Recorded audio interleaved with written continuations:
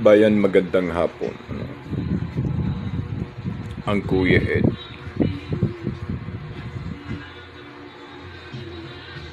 Pinag-aralan kong maigi na base sa batas at ruling ng batas na nakapaloob sa pagpapatupad nito sa ating saligang batas na bawal ang mag-abuso o paggamit ng awtoridad na hindi naman siya autorisado.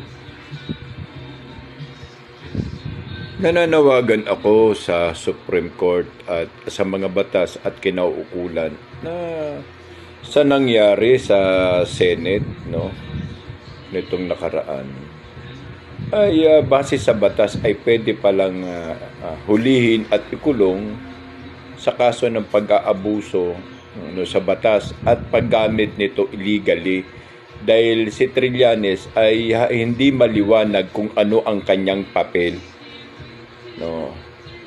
Basta siya ay may dalang warrant of arrest, dili umano raw ay galing sa ICC. At bawal din sa batas natin, sa Korte Suprema at sa ating konstitusyon ang magpapatupad ka ng batas ng ibang bansa dito mismo sa ating soberenyang bansa. So sa ganung punto pa lang, bayan, makikita na natin ang paglabag ni Trillanes whatsoever sino ka pa. Kasi tignan nyo, namimislok yung dapat na konsepto na pangyayari, hindi nakikita nila, maraming questions. Ano ang batas na nakapaloob? Ano ang kapangyarihan ni Trillanes? Sino si Trillanes? Ito ay naiiwang batas pero may taking action po diyan. Sa ultimo maliit na bagay na gagawin mong paglabag sa batas ay may kaukulang batas.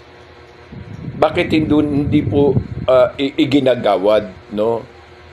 Ito po ay resulta, ito pong sinasabi ko, pinag-uusapan natin ngayon, ay isang resulta nung kami po ay nagkakape.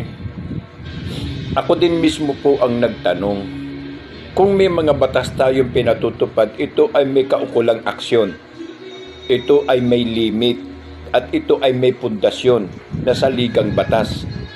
Kung wala sa saligang batas at pagpapatupad ng batas, ito ay klaro bawal.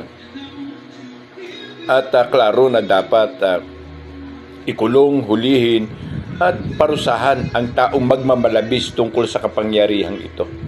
Lalo na kung ang ginagamit ni Trillanes ay ang sinasabing batas. Batas pagpapatupad na warrant of arrest galing sa ICC. At yung isang kanyang alibay na sinabing tumutugon lang siya sa panawagan ni Bato na kahit sumama pa siya. Oo. Kahit sumama siya bilang crowd observer during the arrest, kung talagang legal ang arrest o arresto mandato. Hindi yung ikaw ang may dala. Iba yung ikaw ang may dala kasi may autoridad yan, may supplementary documentation yan at saka communication. So nananawagan po kami sa sino mang abogado, nananawagan kami kay Kadante, nananawagan kami sa Senado, nananawagan kami sa Korte Suprema, na doon pa lang sa tatlong hakbang na yan o sa tatlong batas na kanya pong binayolate ay karapat dapat na po siyang hulihin. O alinsabay sa paggamit niya pa, ginawa pa nilang kasabwat ang NBI base na rin sa utos ng presidente ng pamahalaang ito na si Lupin. Base naman po ito sa pagsasalita ni Senador Emi. So bayan, dapat ito isulong natin. Dapat ito dapat ito dinggin yung ating pong panawagan, panawagan sa batas, panawagan sa mga nagpapatupad sa batas at sa Korte Suprema na bigyan na po ng warrant of arrest ito. Bigyan po ng warrant of arrest sa pagiging abusado sa paggamit ng autoridad at karapatan. At nagkakaisa po kami sa aming pong hanay na hindi po magtatagal. Magbubunga po ang atin lahat. Lahat po nating ikang paghihirap. Para po sa bayan, para sa inang bayan, para sa mamamayan, at para sa ating mga mahal sa buhay.